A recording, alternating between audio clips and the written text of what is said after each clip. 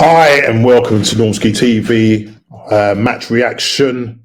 Arsenal 1, Ipswich Town 0. Guys, where do I start? Just want to say, looking at the team news, we had obviously Ray in goal, back four Timber, Saliba, Gabriel Mangalese, and Lewis Skelly playing as our left back. And in the middle of the park, we had Havertz, Rice, Odegaard, and we had Trossard, Jesus, and Martinelli up front. Listen, Ethan Manrieri, I think, was on the bench alongside Thomas Partey, Kieran Tierney, Mikel Moreno, Zinchenko, Kivior, Jorginho Neto, Ricardo Calafori, and Ethan Manrieri, as I said. We haven't got much options in terms of attacking coming off the bench. When I looked at that bench, there's nobody on that bench apart from Ethan Manrieri who could come on and change the game for us. He starts off obviously with a midfield of Havertz and Rice and Odegaard. And look, we're supposed to be beating this team. I predicted 3-0 in my match prediction with a couple of mates of mine, and we come out 1-0 winners. The game, to me, I was really unimpressed. It's that handbrake football, which I'm just not impressed with at the moment. I don't know if it's the manager giving these instructions, but listen, we cannot be playing this style of football, especially against a team like Ipswich. We're meant to be putting, goals past these guys. Yeah, we're meant to be putting goals past these guys. Listen, I don't want to, in any way give Ipswich or say that disrespect them in any way, but we should be beating Ipswich, man. We've got to. Liverpool would have put 5 past these guys, yeah. And any good attacking team or team that beats you on the transition on the counter attack will probably end up scoring against us tonight. It's just that Ipswich didn't have their shooting boots on. They did not have their shooting boots on, and here we have it. We have a score of Arsenal 1, Ipswich 0. And this, for me, going forward is not sustainable. We need to go into the market and get an attacking player or two. We have to. We've been linked with Cunha from Wolves. Yeah, you know what I mean? But we need more than just him. We need somebody that can create as well on the right-hand side. Saka, you see the big miss with Saka out now. He's going to be out until March. Martinelli played on that side, right-hand side. Trossard coming in off the left. But to be honest, really, a lot of the times he was running down a blind alley. You know what I mean? Didn't really offer much down that side. Trossard on the left-hand side, although, didn't offer much in terms of going past players. But when he did have that big moment, that cross to Havertz, and Havertz, was in the right position to score that goal. We had Jesus playing up front. Again, a couple of times he was offside, and there was a chance that he had, which, he scored, and it was an unbelievable, angle that he scored from. But again, he was offside. You could see he was about a yard or so offside. You look at the midfield, Odegaard, again, in a big game like this, you need to be controlling the game, giving the ball away, not strong enough on the ball. I think you had one chance where you ran at the defense, got into the area, had a shot, got blocked. Again, Timber playing on that right-hand side, picks up the ball, saw that nothing was happening to him. He picked up the ball from the right back position centrally and just basically ran and obviously saw the opening, took a shot straight at the keeper. We had a total of 13 shots all game, 5 shots on target. You cannot have, at one point in the first half, we had 83% possession. 83% possession against their 16 or 17% possession. They had 0 shots tonight, guys. They had 0 shots on goal tonight. We should be beating this team by more than 1 goal.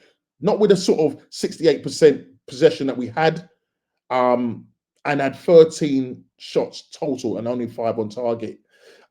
Big miss by Gabriel Mangalese from the set piece. Ball comes over the top. from Declan Rice, and literally it puts it just past the post. You've got to be scoring that, Gabriel. You've got to be scoring that. That was a set piece. But just in general, our game tonight was just really lethargic. It was boring to watch. As I said, we didn't have any kind of attacking influence to come off the bench apart from Ethan Henry. And again, tonight, he doesn't get another chance to come off the bench. Left on the bench, he decides that he's going to bring on the likes of Moreno for Gabriel Jesus. He brought on Partey, I think with about 5 minutes, 10 minutes, possibly 10 minutes to go. Let's just have a quick look. So yeah, he brought on 87th minute. He brought on Partey for Declan Rice.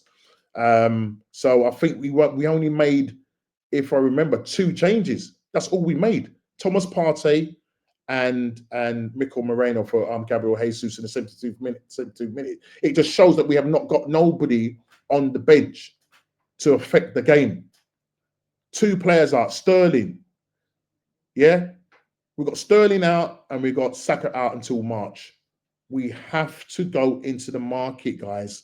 We have to go into the market and go and get that attacking player that can get us goals and can be creative. Yeah.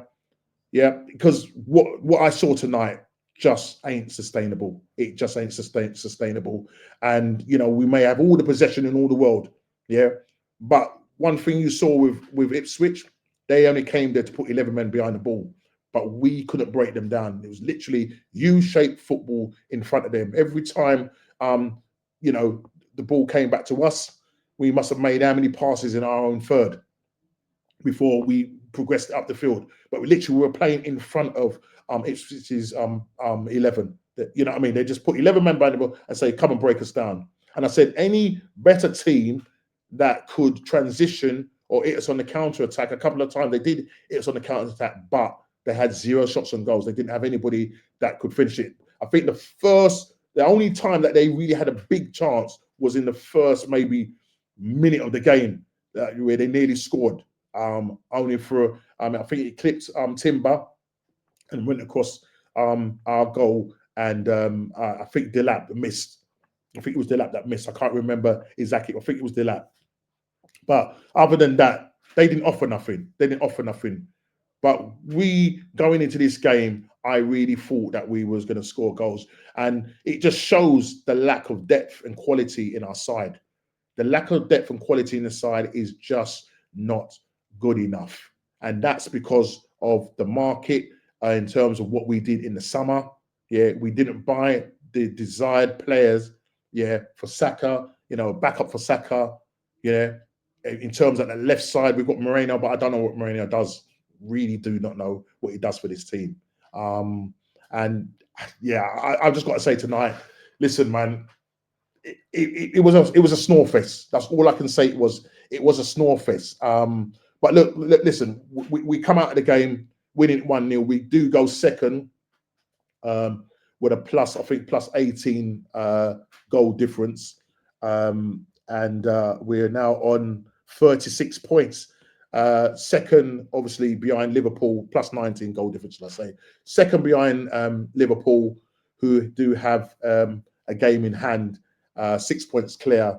And obviously, if they win their game, man, that's 9 points. But listen, their goal difference far superior to ours on 23, plus 23. Listen, we are second. Our next game is Brentford away. It's not going to be easy. Listen, they drew tonight at Brighton.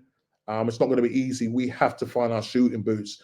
Listen, we was hoping that maybe Gabriel Jesus might have found his shooting boots, but tonight he didn't find it at all.